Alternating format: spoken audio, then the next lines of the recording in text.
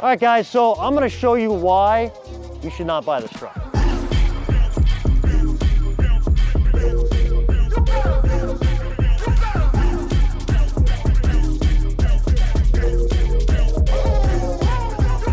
This truck is a 1500, it's a 2022 AT4X, okay, which the AT4X from factory comes with a 2-inch lift, 2.5-inch lift. It comes with a Multimatic DSSV shock, okay, and they ride amazing. They're a sweet truck. They have, you have massaging seats, you got all sorts of bells and whistles, right? You have the 6.2 liter V8, which the newer ones now you can get a 3.0 diesel.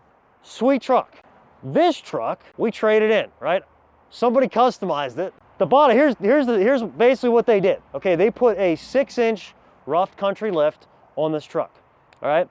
They did the cheapest lift that rough country offers, okay? So shock-wise, okay, you can look in here at this shock. You have shock, you have struts, you have front struts, you have your control arms, okay? But the bottom line is, it is the cheapest lift you can get from rough country, which it's a painted shock, okay? So as soon as it starts getting chipped up, as soon as you get any sort of age on that lift, the shock's gonna rust, okay? And if you're gonna do a 6-inch lift on this truck, okay, and I'll go to the back and show you this one too, but cheap painted rough country shock, okay?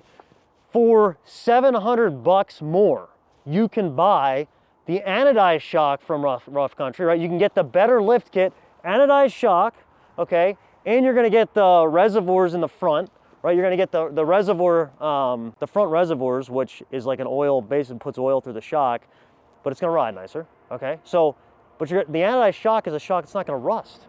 So for a couple $100, right? You're spending, like for this lift kit, if you went out to get it, I think right now on rough country site, it's like $1,200, okay? Then you'd have labor to put it on, okay?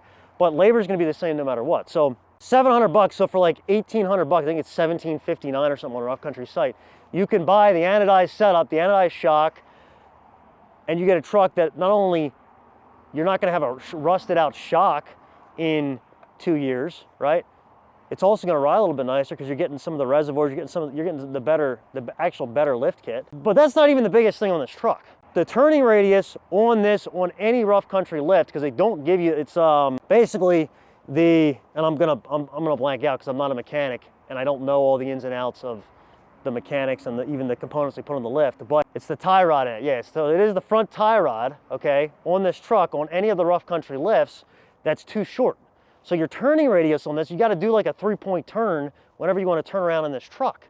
Like it's pathetic. It aggravated me so much. Like we traded this truck in and I was like, oh, it's a good looking truck. Maybe I'll jump in it and drive it home. I went to turn around in my parking lot and it pissed me off because I was like, this is so pathetic. I don't even want to drive this truck. Like it literally is a reason I wouldn't drive the truck because the turning radius blows, okay? Now you can get different tie rod ends. You could buy aftermarket ones just to change that out. But rough country's lifts do not come with a long enough tie rod end so your turning radius blows, okay? The other thing is, I mean, like, yeah, this has a fuel wheel. It's a 22-inch wheel, okay, which looks good, a 35-inch tire. It all looks great, okay? But this is an AT4X. So from factory, you had the Multimatic DSSV shock, which rides incredible.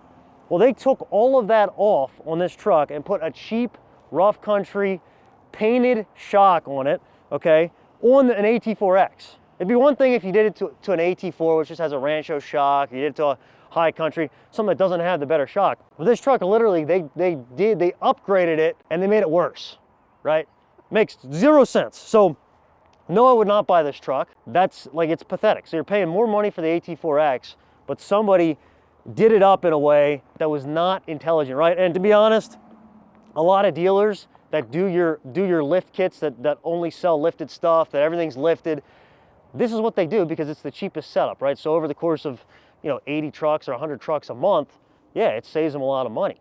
But as a consumer buying this truck, okay, you want to buy a sweet truck. Yeah, it looks cool, right? This truck looks freaking awesome, but there's no reason that if you're doing it, right? So if you're the consumer and you're saying, hey, this is a sweet truck, I'm gonna spend 65 grand for this truck, why would you spend like you're not going to pay 65.7. What about, so you're going to say, I'm going to spend 65 grand on this truck, but for 700 bucks, I can pay 65.7 and get a better setup, right? Get something that's going to not only ride nicer, but not have rusted out shocks in 2 years when you're driving them in Pennsylvania winter, right? Or any Northeast winter, right? So guys, that's my take on this truck.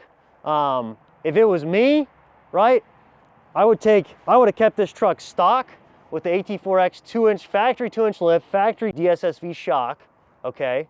And just thrown, you could fit a 35-inch tire. Actually, you could fit a 35-inch tire under that factory suspension with a leveling kit in the front end. So you could fit a 35-inch tire, you just do a leveling kit, you keep the better shock, and you still have a sweet looking truck, right? That's 100% what I would do. Don't buy this truck, right? Not smart, not a good setup. If you're gonna spend the money on a lift, you're gonna spend the money on upgrades, don't do it stupid, right? Don't do it, don't do that. But anyhow, guys, that's the take. I do have this truck online for sale, so if you wanna buy it, be my guest. It's up on my site, and the honest truth is, it is priced at the same money as a standard AT4X, right?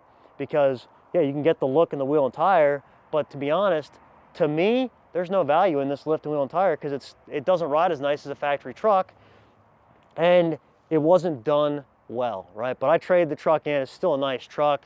Just a couple things about it I don't like, I'm not a fan of. So, all right, guys, be sure to hit subscribe. More tips, tricks, and content.